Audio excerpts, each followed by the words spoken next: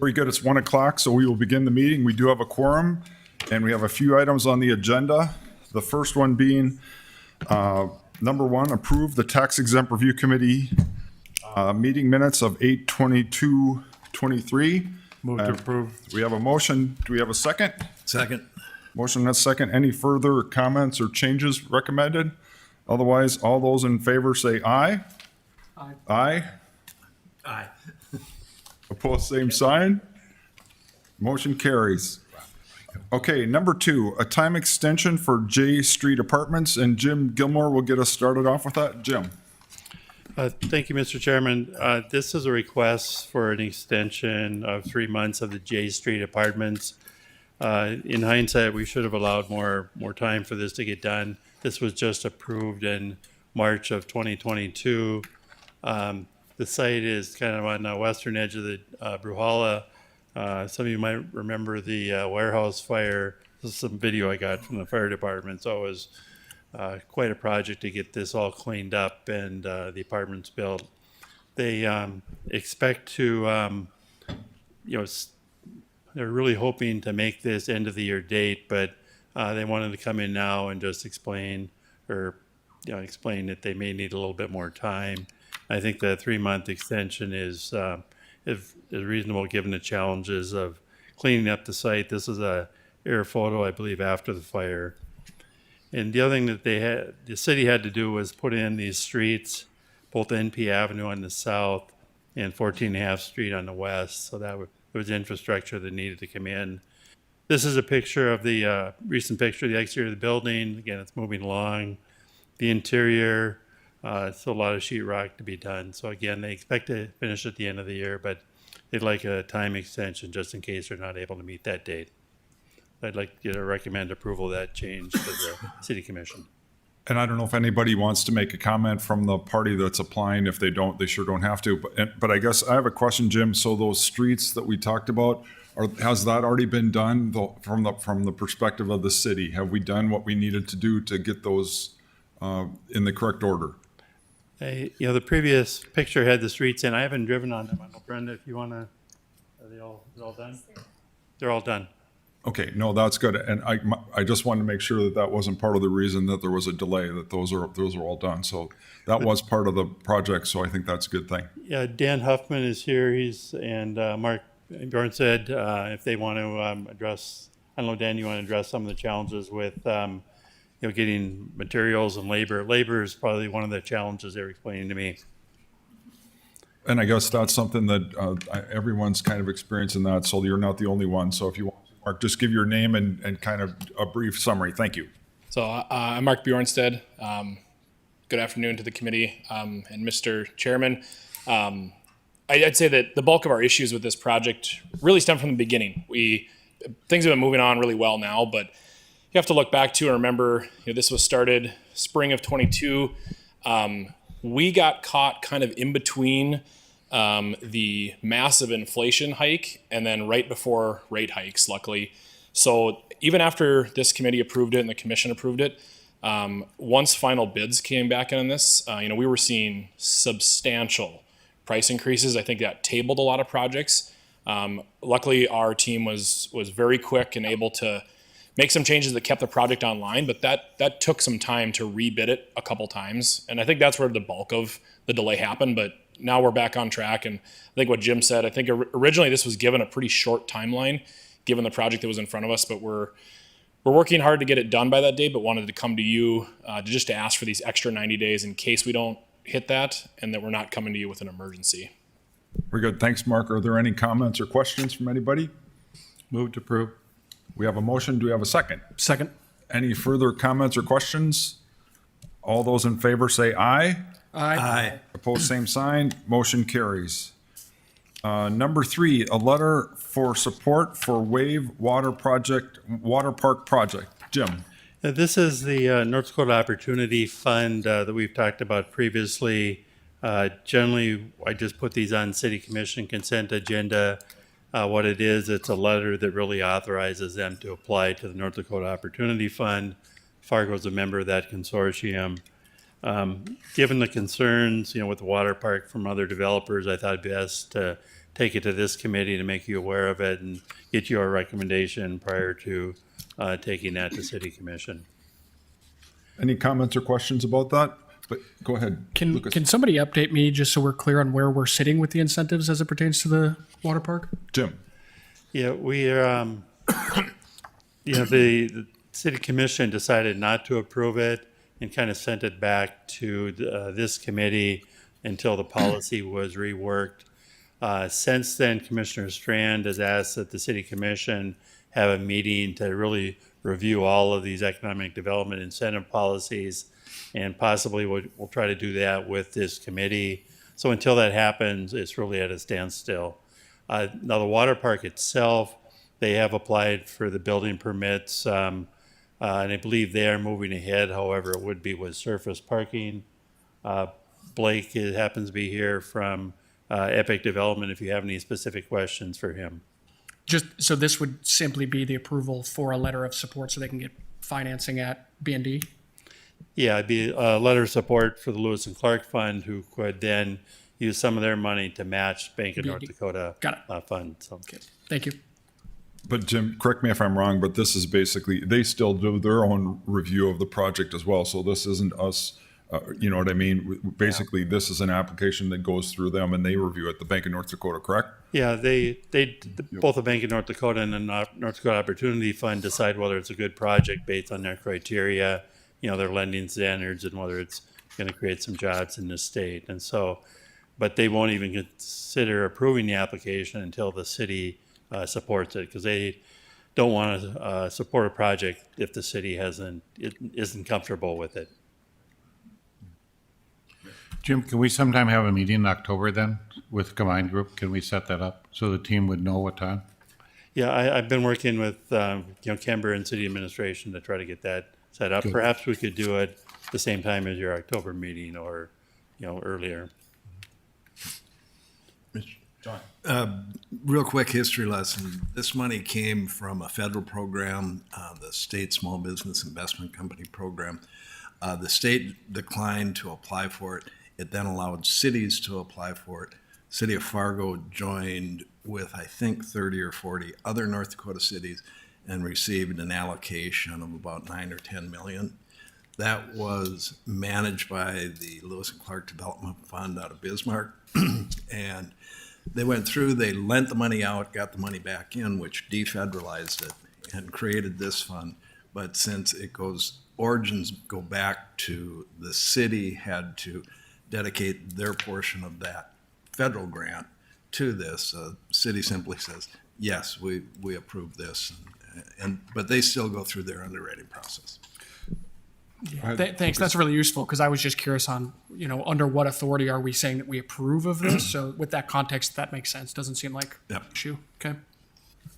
Any other comments or questions? Otherwise, we will accept a motion. So moved. There you go. We have a motion. Do we have a second? Second. We have a motion and a second. Any other comments or questions? All those in favor say aye. Aye. Opposed, same sign.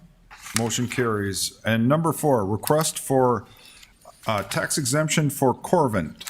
Jim Gilmore. This is an application that was approved by this committee as well as the city commission. It scored really well. The original location apparently isn't working out. Instead, they're looking at this former Prax building, a portion of that, this location. What I'll do is I have Ryan kind of introduce the project, talk about the benefit, and then the business is also represented here. I'll let them go ahead. Ryan? Thanks, Jim. Members of the EDIC, Chairman Pepcorn. So this is a project that I believe was in front of this body in April and was given a due pass recommendation, and then subsequently ended up on the city commission agenda in May and was also approved unanimously for a pilot incentive. And so these things are never a done deal, and with this project, I think there was and the Richard Walsh, president of and CEO of Corvent, will tell you more about the project, but just couldn't, I think, come to terms on the nature of the project and the scope of it. Fortunately, as a community, we had some other space available in the Prax building, as Jim mentioned, and so we worked with them to connect with the real estate and property managers on that. And so I believe the scope of the project hasn't fundamentally changed. There may be some nuance changes that Richard can tell you about, but overall the project remains same. Extremely high-paying jobs, bioscience company in the medical device ventilator technology space, a company that had committed to growing here when they kind of put down their initial presence here at the R2 building in the NDSU Research and Technology Park, and this is part of the roadmap that they had charted out a couple of years ago in terms of expanding their manufacturing footprint and growing in the market here. So I will let Richard come up and tell you a little bit more about some of the specifics of this project and how they're doing. All right, thank you, Ryan. Mr. Mayor, Chairman Pepcorn, and committee, citizens of Fargo, thank you for letting me speak. Corvette Medical is a medical device company. We build medical ventilators. I moved the company here in last year. Wow. From Southern California, we moved it here because of the business climate in the state of North Dakota and the like-minded people here in the state of North Dakota. We have 20 worldwide employees. We now have, in the last year, we've hired 6 full-time employees here in North Dakota, specifically Fargo. This last summer, we had 8 interns from NDSU plus 1 at UND. We had 8 interns the previous year at NDSU, and we've actually hired 2 or 3 of them full-time employees now. Our average compensation here is about $100,000 a year, and we pay full-time benefits. We've become a great member of the community. We participate in all of the activities and all the different organizations. We support the other organizations and companies in the area. We've recently switched in the last year all of our business dealings here to Fargo or North Dakota, everything from our accountants to our health insurance, which was a huge savings over to California health insurance. And we're presently in NDSU R2 building in about 3,000 square feet. If you'd like to stop by, there's employees falling out the windows and doors at this point. We've outgrown our space. We did try to work it out with NDSU. They just don't have the space.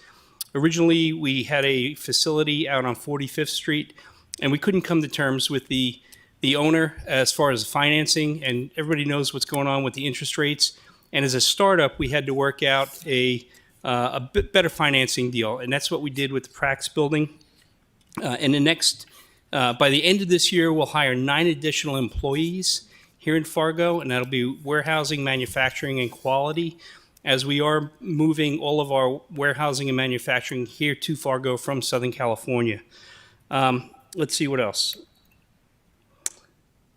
Yeah, so we expect that we'll be building ventilators here in early 2024, and we'll be shipping worldwide from Fargo, North Dakota. We are one of only 2 companies now in the world that are U.S. owned and operated, building this type of technology, and we intend to bring it back here to the U.S. Can I ask you a question? Yes, sir. You said you were 2,000 square feet now. What is the new property? What is the potential square footage there? So we're going to go from 3,000 square feet at NDSU to about 14,000 square feet at the Prax building. And that'll have administration, sales, marketing, warehousing, R&D, and manufacturing. Great. Any other questions? Anybody else? Are we ready for a motion? If we are, Move to approve? we have a motion. Do we have a second? Second. Motion and second. Any further discussion? All those, I just love the fact that he likes Fargo over California. I really like that. my favorite part, Mayor, is that he talked about the climate here better than Yeah. California. So Business that's climate, awesome. so. All those in favor say aye. Aye. Opposed, same sign. Motion carries. Thank you very much. Thank Good you. luck. Number 5, request for tax exemption for Dakota Airport. Jim. Yeah, this is an application for Dakota Airparts. They currently operate up at the airport, provide air parts and other services. And they're looking at expanding in what they would use would be the former Solid Comfort warehouse in South Fargo. The South Comfort had ceased operations probably middle of this year, and so the space is available. You can see the location here south of 32nd Avenue interchange on I-29. I'll have Ryan talk about the business, and then they'll get up and talk a little bit about the business also. Thanks, Jim. So if you like choosing Fargo over California, this project is choosing Fargo over Arizona. I'll let the founders tell you a little bit more about that. But this is just to give you an example of how sometimes nurturing deals, how long it takes. I met Curtis and Barbara 5 years ago, and we're talking about an expansion project in earnest at that time. And so I can tell you they've put a lot of thought into this. They've seen their enterprise grow. They're attacking new markets. This is strategic in terms of growing their footprint here to help effectively grow their operation. And they're making the decision to do that here rather than they have current operations in Arizona. So they've made that decision to do that here. This is a critical part of their calculus in determining, the financial feasibility of that. They currently occupy space up on the airport property. I think it's about 25,000 square feet. You can correct me on that when you come up. And they have some other warehousing space around the market, about 40,000 square feet. And so this property would represent an expansion. They're going to keep all of that. It would represent an expansion of around 70 to 72,000 square feet. And the other part of this project that they'll tell you about that they really like is there's opportunity for future building as well, because there's some land that offers that option as well. So really excited. This is another project that's really critical in terms of diversifying our regional economic profile. They're aerospace company, and they're very international in the types of markets that they're working in. So with that, I'm going to bring up Curtis and Barbara. Curtis, CEO of Dakota Air Parts, and Barbara, our president. Yeah, okay. Hello to the commission. My name is Curtis McCon. This is my wife, Barbara McCon. Good afternoon. Founders, husband and wife of a company here in Fargo we established in 1997. In 1994, actually I met my wife in 1991 when I moved here from Washington, D.C., and I was educated out at the airport by a gentleman by the name of Gordy Person, who used to run the Dakota Aerotech. With that, the interest in computers and an aviation background, and my wife having her aviation background, we studied a course to get involved in helicopters and helicopter defense-related industries. Through that, we left for a while. We started our company initially in Corpus Christi, Texas, where I was working, and Barb was working out of the back bedroom of our home at the time while I was still at a full-time job. We decided to go back to our roots. Our daughter was born, and we wanted to bring our kid, and we wanted to raise our children up here in North Dakota. My wife, I saw a tear in her eye when we came up to a wedding, and I know she wanted to come home. So it wasn't 6 months later we moved.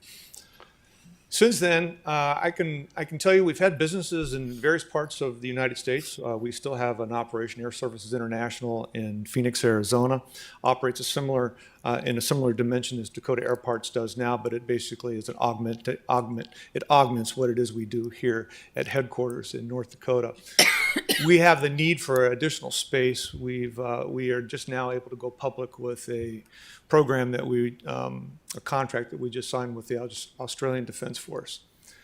And the Australian Defence Force has selected us to acquire their previous fleet of helicopters, 29 each Black Hawk UH-60 aircraft, along with approximately 50 40-foot Connex containers of material that will, over the next 12 months, which will make its way here to North Dakota. We were trying to decide where we put our expansion project. And it really became easy for us because I've mentioned this to the PACE when I was applying for PACE incentives. It all boils down to the good people of North Dakota. We've had employees all over the United States and for the world for that matter, and I can't tell you how often. I'm sure you've probably heard any guy that shows up on a labor job anywhere in the United States and you're from North Dakota, you get the job. And it's the hard work of the people of North Dakota that have allowed for us to prosper. So we're here today. and we're asking for additional assistance in our growth and what it is we're doing. So we're very fortunate, and we thank you for the opportunity. If you have any questions, please feel free to ask. Can I ask you a question? So is there a reason that it's not important to be adjacent to the airport? Do you have some that will be that way and some that isn't? Good question. We actually have 12,000 square feet at the airport in a hangar environment. It's right next to the old Hector Terminal building, just to the north. It's actually the northernmost building. We've been housing, we actually have, we bought the New Zealand Defense Force helicopters about, it's got to be 7 or 8 years ago. We still house 10 of those helicopters in our facility at the airport. We're busting at the seams for space with what it is we do. We're not just a part supplier. We offer logistics support solutions. We do a lot of data analytics. We also have partslogistics.com, which is an internet service provider. Well, it's not an internet service provider. It's an internet business that we use to amass data, analyze that data, and discern what maintenance solutions are best for a certain type of helicopter. We specialize in what is legacy instead of like your new age. So there's the new UH-60 Mike model helicopter that's now coming into the world. Into the defense industry, and the helicopters we're buying are 2 generations older than that, but there's a lot of applicability, and a lot of the operators around the world don't know how to take what is legacy and put into these newer model aircraft. And with the supply chain, the way it's been, it's really been a plus for our customers around the world to be able to discern what it is we can utilize off the legacy fleet, integrate that into their newer model aircraft, and keep these aircraft flying. You know, with forest fires going around the world, with and other initiatives we support, it's been very advantageous.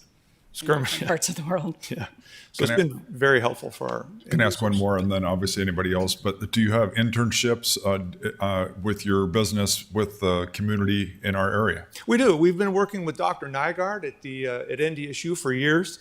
Dr. Nygaard probably referred to me for fantastic IT professionals. And to this day, we still have 2 of those guys that actually graduated from NDSU with an IT background, degree in IT. We have a fantastic IT support team. Not to mention, a lot of ex-military guys that work with us who have been involved in the Army. The Air Guard. The Air Guard. We also, it's a big fight because there's Air Force, Army, and Marines all under one roof, so we can go around and around with all the things the banter.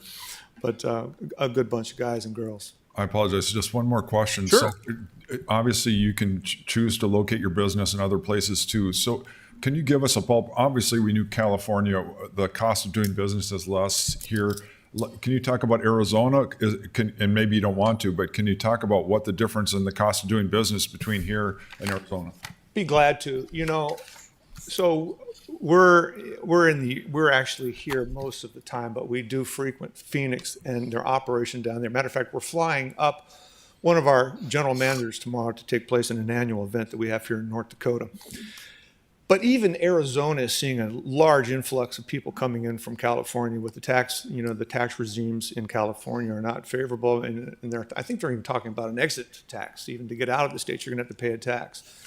So we're seeing all kinds of companies even come into Arizona.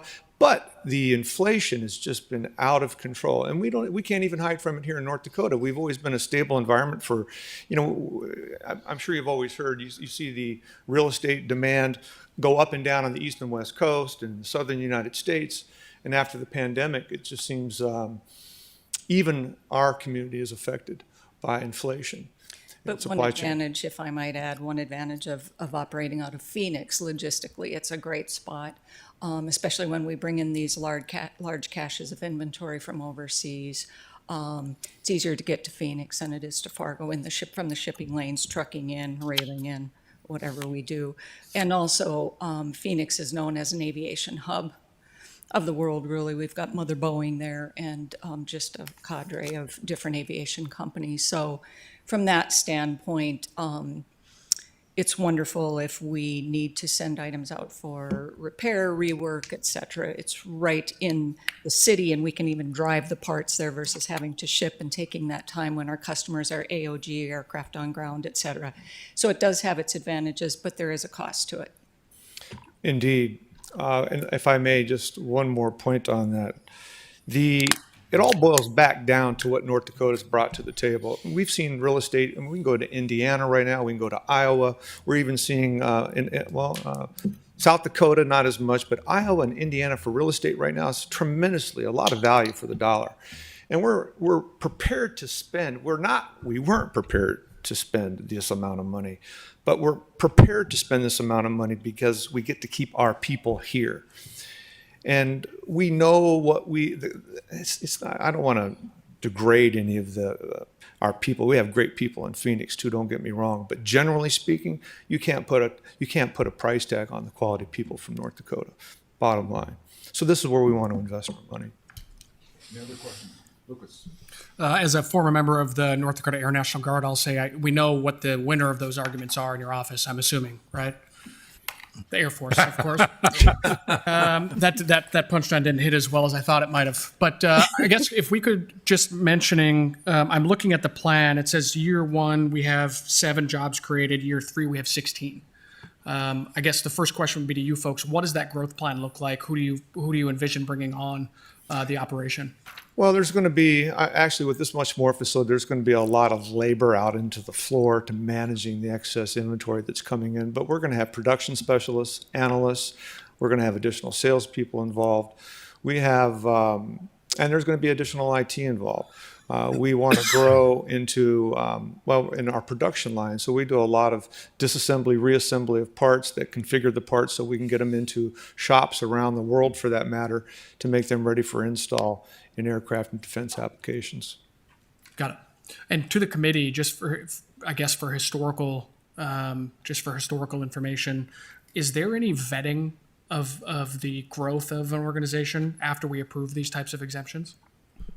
Actually, we do, and actually we work with the EDC, and we're trying to do a better job of that because they're required to do. The EDC does a lot of these things, and we're trying to do a better job of combining the efforts. And so, if you want to talk a little bit about that, Jim.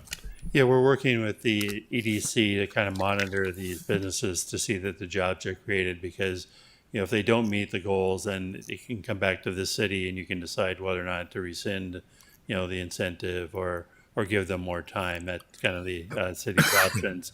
But the other important part is that we just staying in contact with these primary sector businesses because if there's other expansion opportunities to come along, perhaps there's something the city and the state can do to encourage them to do it here rather than somewhere else. Got it. But I will say the challenge has been, especially the last year and a half, there's a lot of people who'd like to hire a lot of people, and there aren't people to hire, and so it has been a challenge. But to answer your question, it is being monitored, and we do have ways. If they don't do what they say they're going to do, we do have ways to claw back if we want to.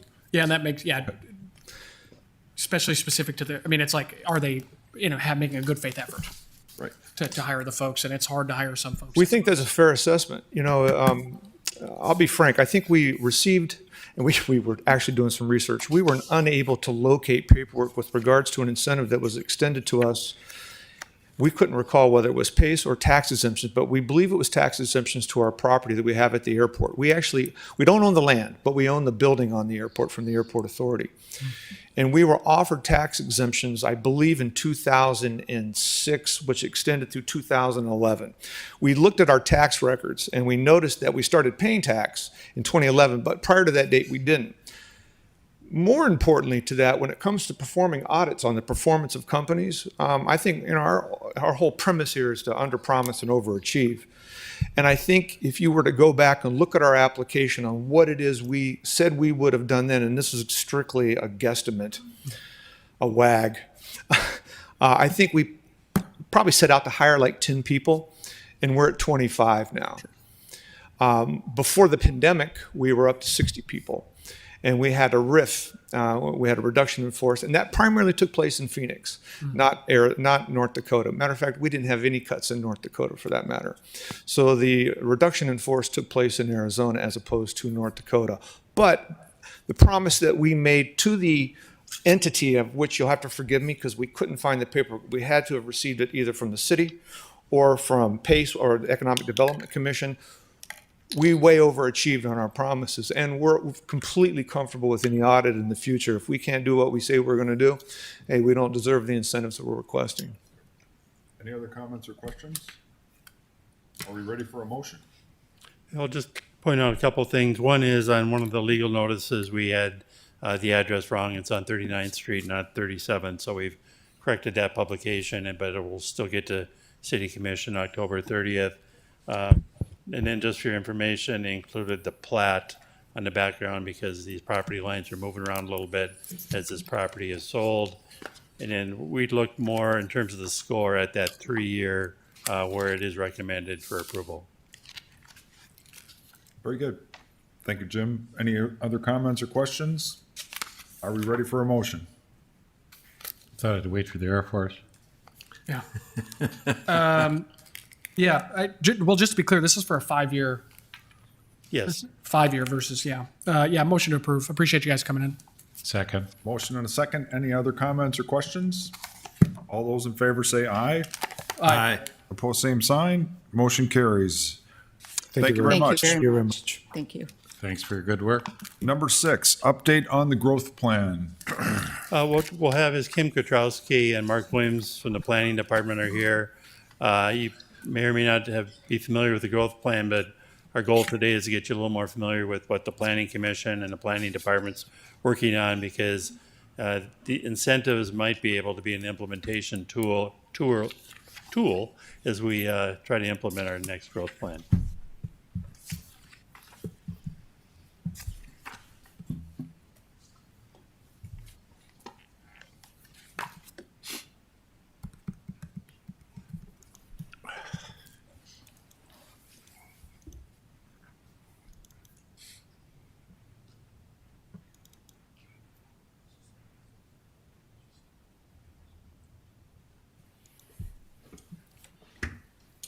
Good afternoon. I'm Kim Satrowski with the Planning Department, and I'm excited to provide this update for you on our growth plan and opportunities for community engagement in October. So the growth plan studies the physical growth of our community through the completion of a future land use map that outlines priority areas for growth and utility extension.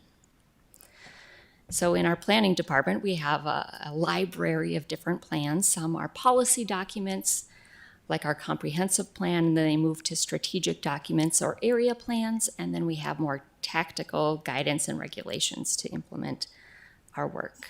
And so here is an example of some of our Fargo-specific tools with our comprehensive plan, the Go 2030, the overarching vision, and it moves down to growth plan and some of the other community development things, and down to the LDC where the regulations help implement these visions. So here's a timeline, and as you can see, starting in about 2000, we had a new comprehensive plan, and that's when the current LDC was adopted, and a new growth plan was established at about that same time. In 2007, there was tremendous growth in our community, so we needed to update our growth plan in 2007, but that is now our current growth plan. And since then, you can see we have our comprehensive plan, more area plans with the downtown in focus and our core neighborhood.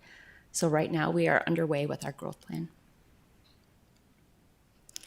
So when this growth plan in 2007 was established, they had 2 tiers, more of a short-term, near-term area for growth, and then a longer-term area to kind of guide us and pace us for utility extension and roadways.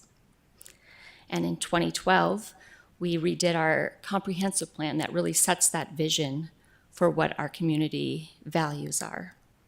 So here is that vision and some of the principles of that plan. And so we also have had, as many of you know, if you've been in our community, tremendous growth. So here you can see a 50-year spectrum of our population growth as it relates to employment growth. Our community, Fargo, has done a fantastic job, just kind of slow, steady growth pace. And here's another illustration from our recent housing study that shows how much growth we've seen in the southwest areas of our town. There's a 20-year difference between those two aerial images. So as we work towards our growth plan, and as the flood protection, long-term flood protection project is underway, this plan will help guide growth. So how much growth where should it grow, and what should it look like. So the project is divided into 3 phases.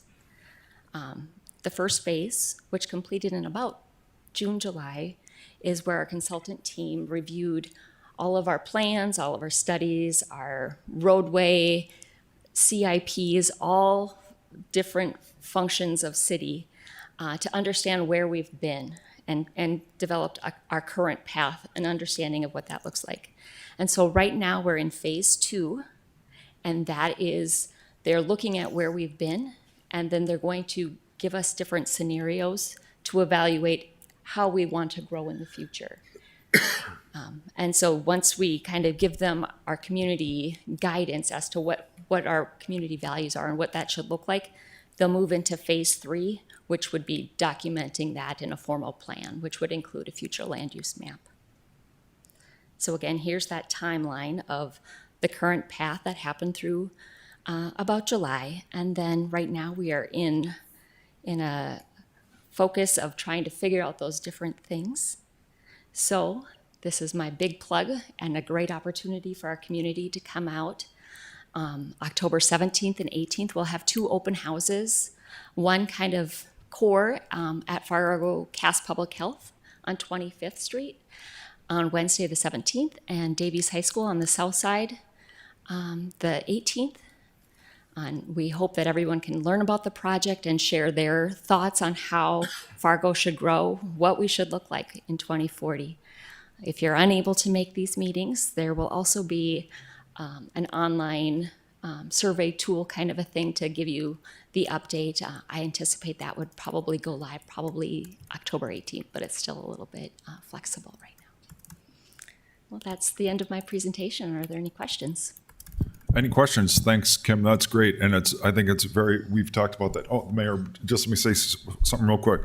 The most important thing is this group has to work with the planning department, because we have to make sure that the incentives are complementary with what the long range plan is, and so that they all go together. And so we've already talked about that. But go ahead, Mayor. Just as a group, one of the things we've struggled with is the one plant on the water park is the issue of a garage versus open surface parking. And I know oftentimes you give guidance throughout the community, and I go on Veterans Boulevard and all the little shops, and maybe you have too much parking, or we look at different items that have too much of that. The other question we had as a group is kind of density, and what kind of density do we want to encourage? We had a project that just got done, and it has 92 per acre in that sense. And I think us as a group is trying to figure out, what are you thinking in the growth plan that you will be encouraging? We have limited land, we know that. Are you eventually going to make some kind of 1-2 recommendations? Area surface parking and then density. Can you comment on that, please? Sure. Well, again, with this growth plan, it'll be our future land use plan. So it's what those it'll take our community values and visions of what this community feedback is. So what we hear from folks who participate in this will help guide what our priorities are and where that should be. Do we want to see more growth on the edges? Do we want to see more density infill in certain areas? And we're going to go through some exercises to try to find out where are the best places to have density. And then as we move from the growth plan into land development code rewrite, that will get into more of the nuts and bolts about parking regulations and how uses or different areas require parking. Thank you. Very good. Thank you, Kim. Thank you for the excellent information, and we'd encourage everybody to attend again. It's October 17th and 18th. The first one is at Cass Public Health from 4:30 to 6:30, and the next night is 4:30 to 6:30 at Davies High School. So those are good. We'd appreciate you participating. And we will move on to number 7, status report on property tax exemptions. Jim.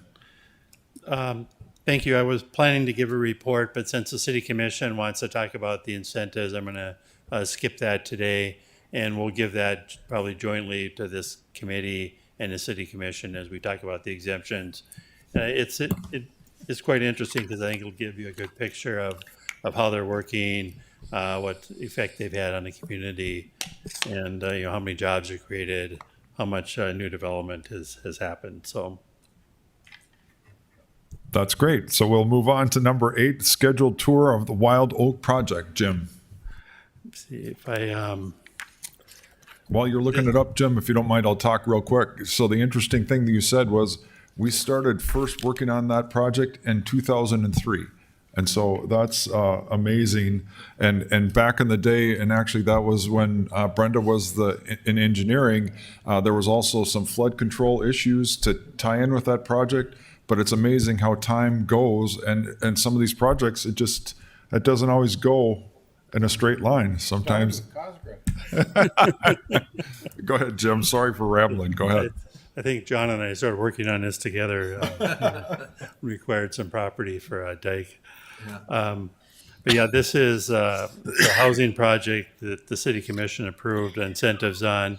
The first developer we started working with was in 2003, and I'm not sure how many I've visited with over the years and how many different projects didn't quite work. And this one about fell apart too at the end, but we finally got it across the finish line.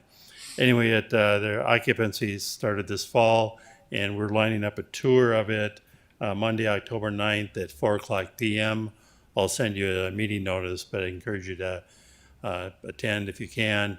I'm really interested to see what it looks like after all these years of working on it, and kind of the great views it'll probably have of the river. I think it's a real plus for the neighborhood, and as you can see, it's very close to the downtown. So we hope you can attend. And so you'll send out a notice for us. Could I ask you for a favor, Jim? If you could find in the files some of the old pictures of what that looked like, that block, that'd be great, because like a before and after would be unbelievable, because I drove through that area and it was in very bad shape. It had been used for a dump at one point, and so it was in bad shape. So anyway, I apologize for making more work for you, but if you can come across something, that'd be great. We'll try to find those. So very good. Any other comments or questions? Otherwise, thank you everybody for coming. Have a great afternoon. We are adjourned.